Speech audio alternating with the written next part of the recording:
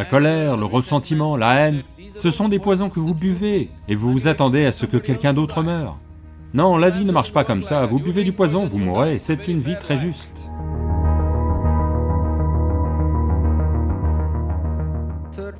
Alors monsieur, quand quelqu'un nous a fait du tort, ou nous a agressés d'une manière ou d'une autre, nous avons soit des sentiments d'hostilité... Oh, nous devons de déposer rancœur. une plainte.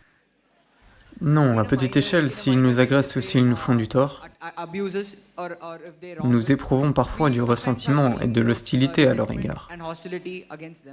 Et parfois nous pouvons avoir tendance à leur pardonner et à laisser tomber. Donc ma question ici est la suivante.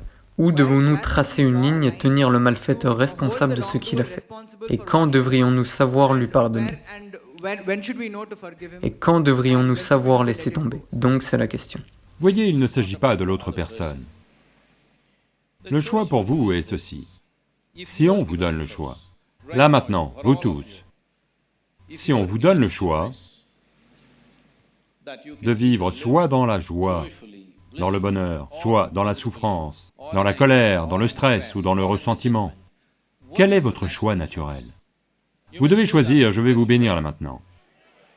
Quel est votre choix naturel? Dans la joie, n'est-ce pas? Parce que chaque être humain recherche le plus haut degré de bien-être pour lui-même, pour elle-même. Vous pouvez l'appeler joie, vous pouvez l'appeler félicité, ce ne sont que des mots. Essentiellement, nous voulons le plus haut degré de bien-être pour nous-mêmes. Si votre corps devient agréable, on appelle ça la santé. S'il devient très agréable, on appelle ça le plaisir. Si votre mental devient agréable, on appelle ça la paix. S'il devient très agréable, on appelle ça la joie. Si vos émotions deviennent agréables, on appelle ça l'amour. Si elles deviennent très agréables, on appelle ça la compassion. Si vos énergies vitales deviennent agréables, on appelle ça la félicité. Si elles deviennent très agréables, on appelle ça l'extase. Si votre environnement devient agréable, on appelle ça le succès. Il n'y a que pour rendre votre environnement agréable que vous avez besoin de la coopération de tous ces gens. Parce que, pour créer une situation externe, de nombreuses forces rentrent en jeu. Vous ne les connaissez même pas toutes. Vous comprenez? Vous voulez créer une situation merveilleuse pour vous-même. Vous ne savez même pas combien de forces sont à l'œuvre dans ce domaine. Si vous mobilisez quelques forces, si elles coopèrent, des choses vont se produire. Si elles ne coopèrent pas, ça n'aura pas lieu. Mais en ce qui concerne la douceur du corps, la douceur du mental, la douceur de vos émotions et de votre énergie, c'est à 100% vous. Oui ou non?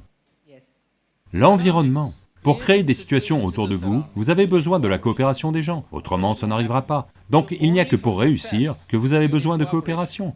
Vous maintenir dans un état agréable, ça vous appartient à 100%. Donc là maintenant, vous savez bien que vous voulez être en paix. Mais quelqu'un d'autre fait quelque chose. Que font-ils? Ils font ce qu'ils connaissent le mieux. Ils vous agressent. Pourquoi font-ils cela? Parce que c'est tout ce qu'ils connaissent. Oui ou non? C'est comme ça qu'ils connaissent leur vie. C'est pour ça qu'ils le font. Si vous devenez rancunier, et vous pensez que quelque chose va leur arriver, voyez, ce sont des choses. La colère, le ressentiment, la haine, ce sont tous des poisons que vous buvez.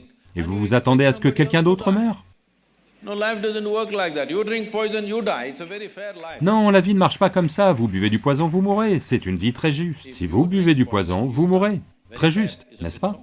Je bois du poison et vous mourrez, est-ce juste? Donc, les gens qui sont dans la colère, le ressentiment, la haine, c'est leur affaire. Ils boivent du poison. Quand je dis poison, je ne dis pas ça dans un sens moral. Il y a des preuves médicales substantielles, là, maintenant. On peut vous le montrer avec un bilan sanguin, que 5 minutes avant, vous faites un bilan sanguin, là maintenant, pendant 5 minutes, vous restez extrêmement en colère, et faites un bilan sanguin, vous verrez que vous êtes chimiquement empoisonné en réalité. Donc vous vous empoisonnez littéralement, pensant que ça va leur faire du mal à eux. Non, ça ne fera du mal qu'à vous. Donc pour moi, ça n'a pas de sens, c'est tout. Ce n'est pas une question de morale, pour savoir si vous devriez vous mettre en colère ou ne pas vous mettre en colère. C'est à vous de choisir si vous voulez vous déstabiliser.